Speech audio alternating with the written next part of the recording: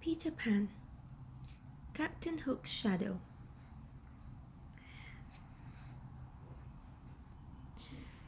"Walk the plank, Peter Pan," John Darling yelled, waving a wooden sword at his brother, Michael. The boys were playing in their nursery. John was pretending to be Captain Hook, and Michael was pretending to be Peter Pan. "All right, John and Michael, time for bed," Wendy said, walking into the room. "Just 5 more minutes," John pleaded. "You'll have plenty of time to walk the plank tomorrow," Wendy said.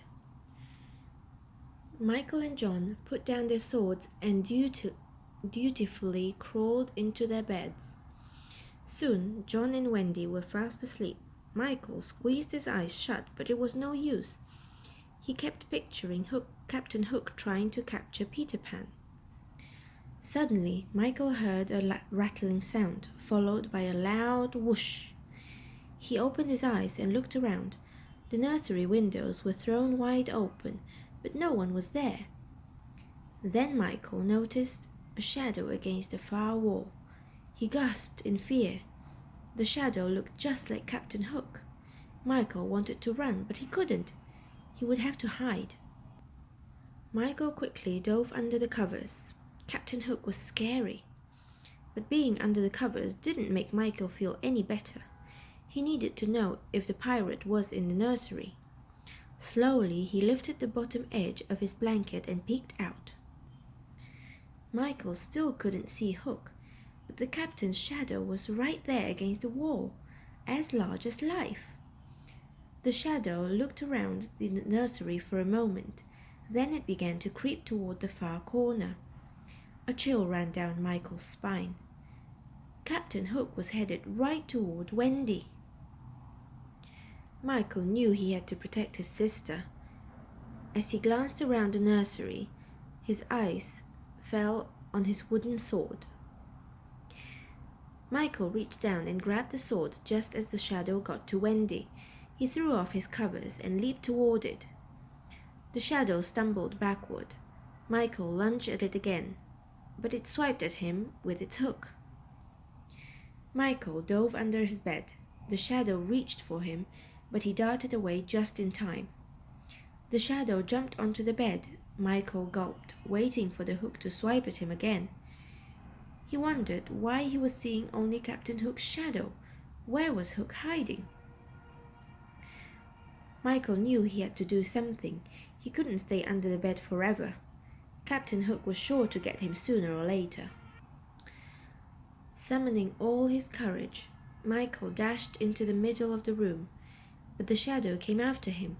As he tried to get away, he tripped over a ball. The shadow skulked toward him. Shivering, Michael pictured the crocodile that waited for anyone who walked the plank. Suddenly, Michael heard someone call out, "Cock-a-doodle-doo! Peter Pan!" Michael shouted as his hero flew in. "I'm so glad you're here. Captain Hook tried to get Wendy, but I stopped him." "Hook is here?" Peter asked, looking around. "Why, it's Captain Hook's shadow. Don't let it get away." The shadow tried to run, but Peter flew after it. "It's only a shadow?" Michael asked. Suddenly, he wasn't so scared. He leaped up from the floor and ran after it, too. "Grab it from the other side," Peter called. Michael ran toward the shadow from the right as Peter flew at it from the left. The shadow was trapped. In a flash, Michael reached out and caught it. "Put it in here," Peter cried, holding out a sack. Michael stuffed the shadow into the sack, and Peter tied it closed. "That was close," Peter said. "Why was Captain Hook's shadow here?" Michael asked. "I stole the shadow for a prank," Peter explained. "Some prank. The shadow has been nothing but trouble.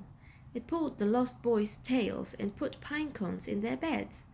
And then it flew away from Neverland to cause trouble in London." "That sounds really awful," Michael cried, looking at Peter with wide eyes. "I'm glad we caught it." Peter nodded. "Thanks for all your help, Michael. I'd better fly back to Neverland and return it right away." while everyone aboard